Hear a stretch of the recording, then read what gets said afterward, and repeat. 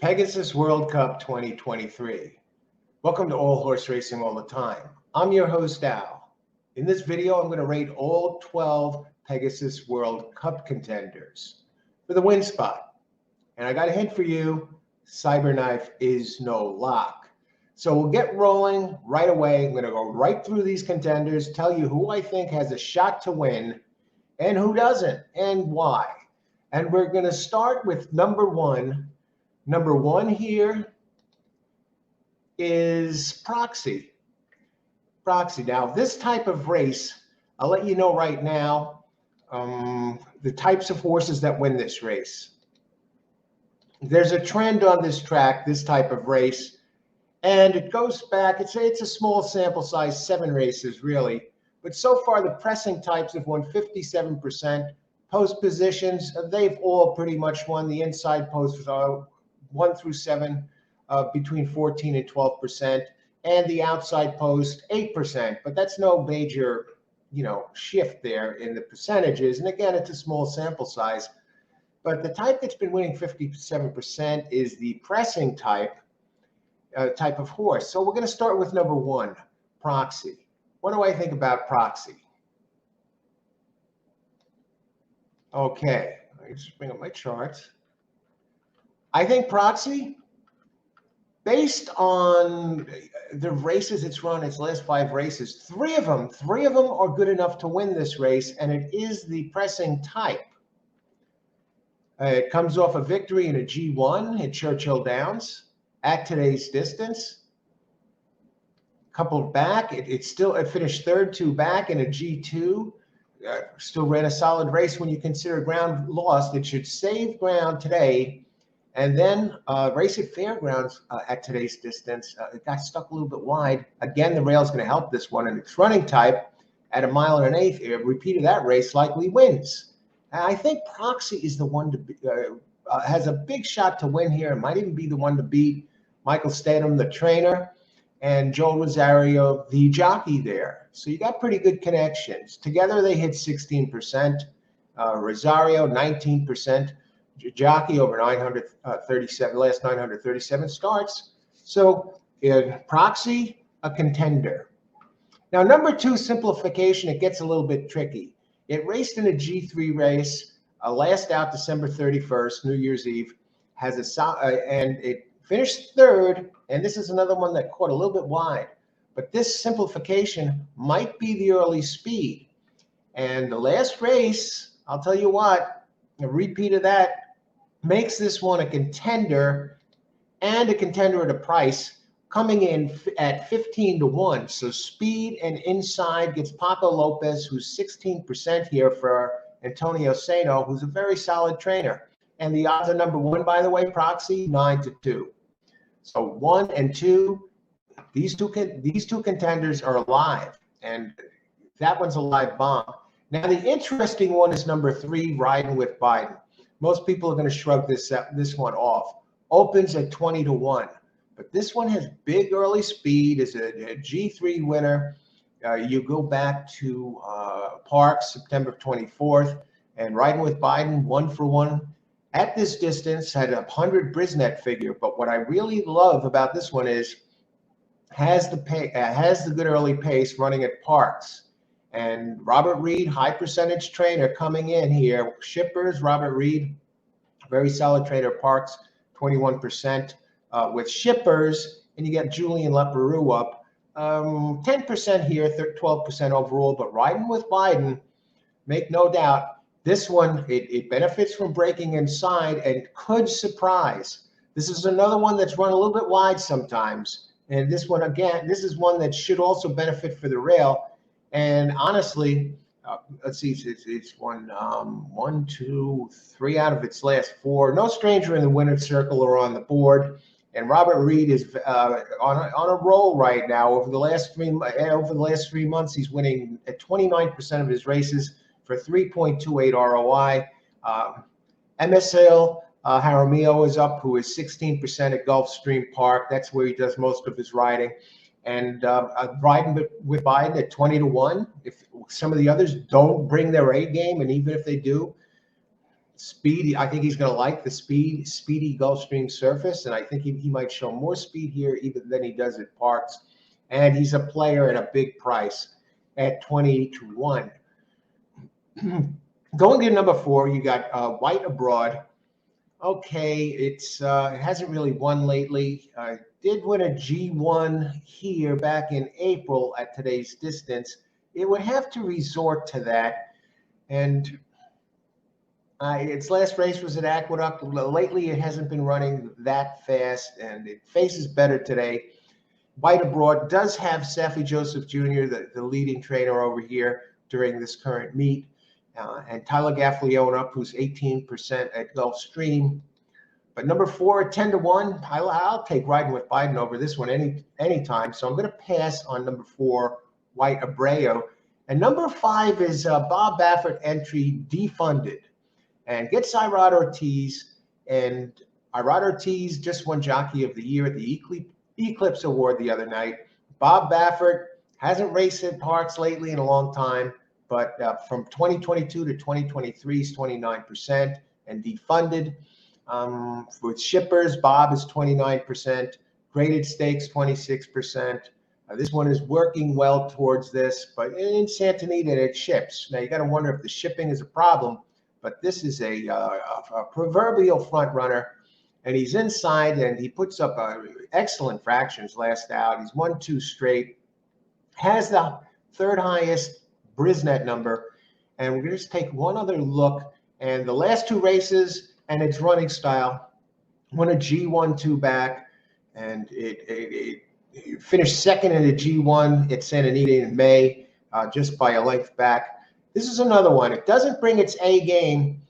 If the others don't bring its A game, and even if this one does, Defunded, must consider with Bob Baffert, him and Ortiz together, limited body of work, 17%, 17 starts together, 24%, and Ortiz, 26% at Gulfstream. Defunded is a must-use at 6 to 1. Now we go to Art Collector. Now this is a tricky one.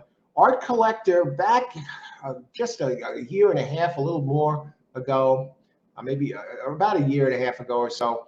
This one was running in its glory at 1 1/8 with a couple of a pair of a G1 victory, a G2 victory in August, October, and even won a ungraded stakes at Aqueduct in August.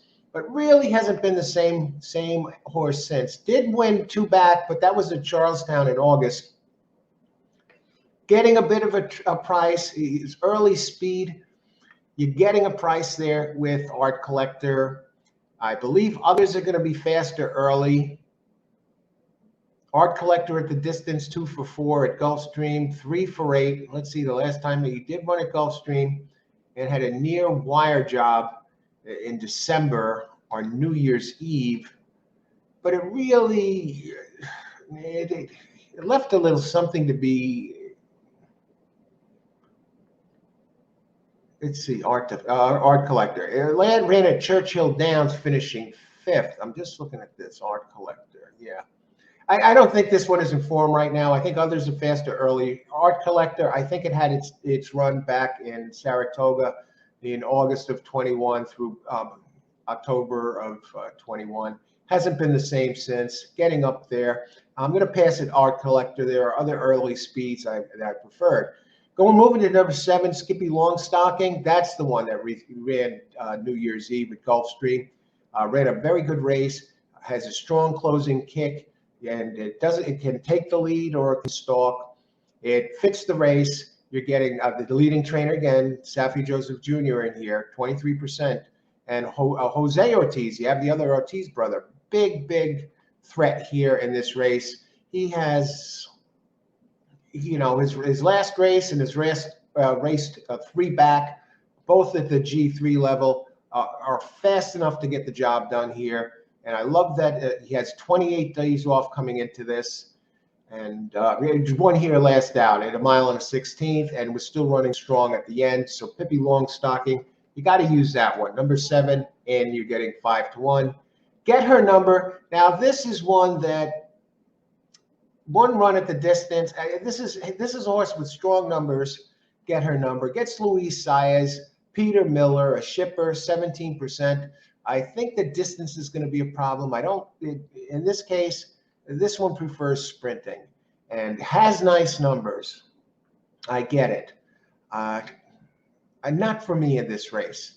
It can close a little bit, and it did run its best Brisnet figure last out, finishing second by a head. It did hang in the Cigar Mile at Aqueduct in December. The distance, I don't like it. I think this is a little too long for Get Her number. 15-1. I'm going to pass on that one. Last Samurai, number 9. Last Samurai. This one comes in.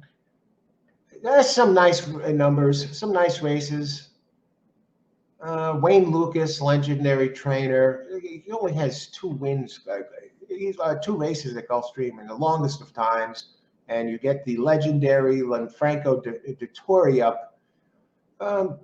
This one has kind of been running a pattern. It ran a good race, bad race, good race, bad race, good race, bad race, good race.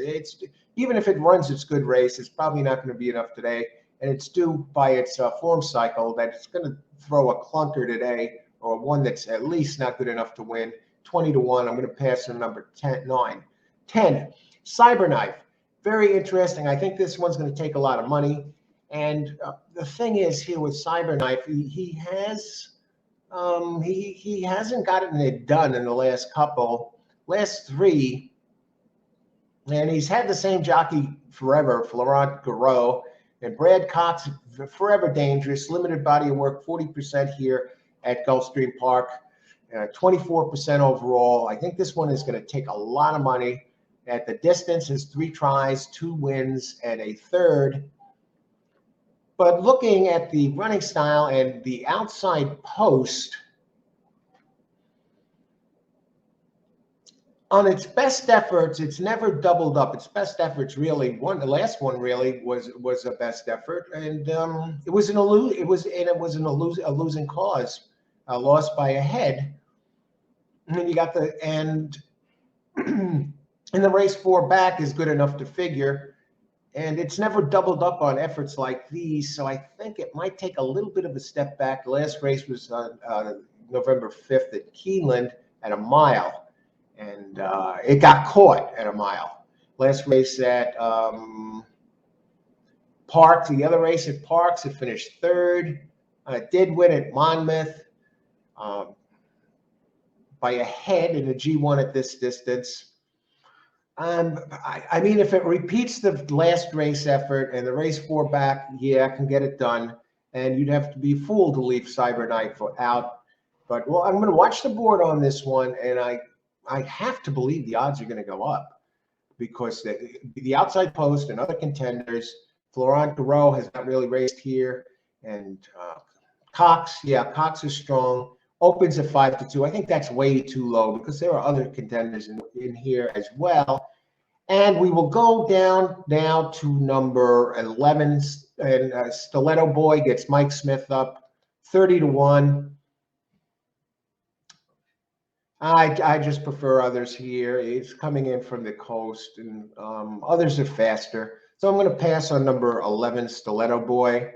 And then we go down to number 12, Mike Smith or not. Yeah, we're going to pass on that one. Ed Moger Jr., 1 try at Gulfstream, a 3rd place finish, 12% overall, with shippers only 7%. So we're passing on Stiletto Boy.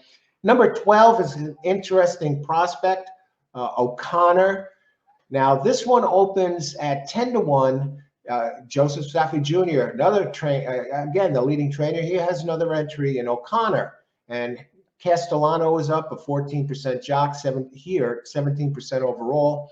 And this one has a strong closing kick. Now, it finished 4th in a G3 with Zayas up, and it won an optional claim 2 back by 6 lengths. And this one ran a little bit wide in some of these, but they list it as a closer, but it does have enough early speed to get a good position here. So the 12 post I don't see as a problem. And going a step further, I mean, the last race might be a stretch to get it done, but the three prior races, it looks like it was running in Chile, the Gulfstream Park, it ran here. I mean, this one is putting up, running fast enough to get the job done at a big price, at a nice price, number 12, OConnor. And so I have to include it. He's won a number of races outside of the States. It's run at 1.25 miles, won at 1.25 miles. The last 2 times it ran at that distance. Won at 1.125 miles by 5 in November of 21.